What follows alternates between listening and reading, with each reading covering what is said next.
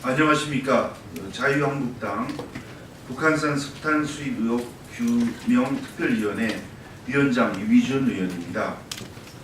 우리 특위에서는 작년 8월 이후 여러 차례의 회의와 국정감사 및 대정부 질문을 통해 북한산 석탄 밀반입에 관한 의혹들을 집중적으로 파헤쳤으나 아직도 핵심적인 의혹들은 해소가 되고 있지 않는 상황입니다.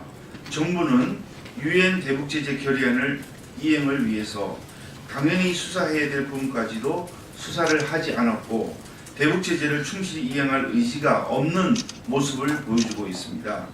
최근 4개 특위에 제출된 북한산 석탄 밀반입 피의자들에 대한 공소장 또한 지난해 8월에 발표됐던 관세청의 중간 수사 결과 보고에서 별반 더 나아가지 않은 내용으로서 그동안 검찰이 추가로 무엇을 했는지 의문스러운 상황입니다.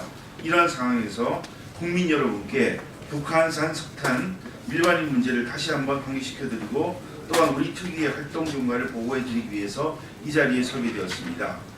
특위 활동 경과를 말씀드리겠습니다.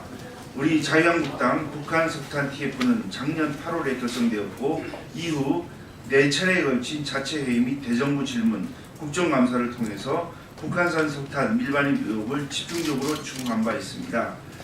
특위는 2018년 8월 13일 1차 회의를 시작으로 8월 16일 2차 회의, 8월 30일 3차 회의, 9월 7일 4차 회의를 한 바 있고 또 대정부 질문에서는 9월 13일 TF 간사인 윤한홍 의원이 정치 분야에서 또 9월 14일 외교통일안보 분야에서 석탄위원장인 유기준 의원이 대정부 질의를 한 바 있습니다. 또 국정감사에서는 외교통일위원회에서 10월 10일 외교부를 상대로 또 10월 30일 외교부를 상대로 질의를 해서 정인일 관세청장 또 참고인 관세청 통관기획과 사무관 및 관세법인 한주 과장을 출석을 요구한 바 있습니다.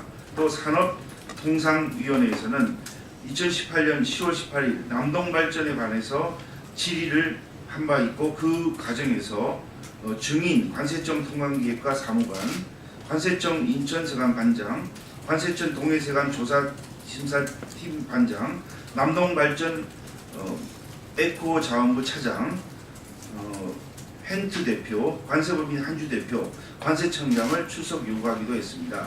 또 기획재정위에서는 10월 11일 관세청을 상대로 질의를 한 바 있고 정부위원회에서는 10월 12일 금융감독원을 상대로 질의를 한 바 있습니다.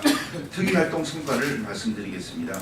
석탄 TF가 구성되기 전후 본 위원을 비롯한 많은 위원들이 북한산 석탄 밀반입건에 대해서 문제점을 많이 지적을 했고 결국 관세청에서는 실제로 북한산 석탄이 우리나라에 밀반입되었다는 사실을 발표한 바 있습니다. 그 과정에서 우리 특위는 북한산 석탄을 들여온 선박이 이후에도 제재 조치 없이 수십 번이나 국내에 입항했다는 사실, 석탄의 원산지 증명서가 위조되었다는 사실, 석탄의 열량 분석서가 위조되었다는 사실, 남동발전에서 열량 분석을 엉터리로 했다는 사실, 청와대가 경찰이 수사해서 배제되도록 지시한 사실 등 많은 것을 밝혀내기도 했습니다. 또한 국민들께서 많은 관심을 가져주셨으며 아마 우리 특위 활동이 없었다면 많은 국민들께서도 아직도 북한산 석탄이 밀반입되었다는 사실조차 모르고 계셨을 것으로 생각합니다. 앞으로 과제를 말씀드리겠습니다. 한국당의 석탄 TF의 전방위적인 활동에도 불구하고 아직 밝혀지지 않는 의혹들이 많고 이러한 의혹들은 앞으로 남은 과제라고 생각합니다.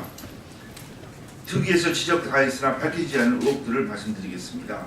석탄은 수수료조, 선철은 물물교환으로 취득했다고 하나 수입신고서에는 전신한 거래로 적혀 있습니다. 피의자들이 수수료조로 석탄을 받고 중개한 공거래, 즉 석탄의 제3국에 대한 석탄 수출 거래의 내용, 석탄이 대가로 금전이 지급되었는데 누구에게 금전이 지급되었다고 한다면 누구에게 지급되었는지, 북한으로 흘러간 것이 아닌지 여부, 피의자들이 석탄과 선철을 누구로부터 어떤 방법으로 구했는지에 대한 구체적인 내용, 북한산 석탄 관련 수사에서 경찰이 배제된 점에 대해서 청와대의 지시 내용은 무엇인지, 2018년 8월 10일 관세청의 중간 수사 결과 발표 3일 전 출항한 진용호에 대한 억류 등 조치가 이루어지지 않은 이유, 관세청과 남동발전의 엇갈린 진술, 국내에 들여온 석탄 및 선철들이 어디로 어떻게 유통되었는지 관한 구체적인 내용, 이런 것들이 의혹이 밝혀져야 된다고 생각합니다. 특히 이번 검찰의 공소장을 보면 지난 8월 관세청에서 발표한 내용으로부터 별반 앞으로 나아간 바가 없습니다. 지난 몇 달간 검찰은 도대체 무엇을 했는지, 추가로 수사를 한 것은 무엇인지 의문이 되는 지경이고, 또 특히 우리 특위위원들이 국정감사 및 대정부 질문을 통해서 몇 개월간 지적한 내용들은 무시된 맹탕의 내용을 담고 있습니다.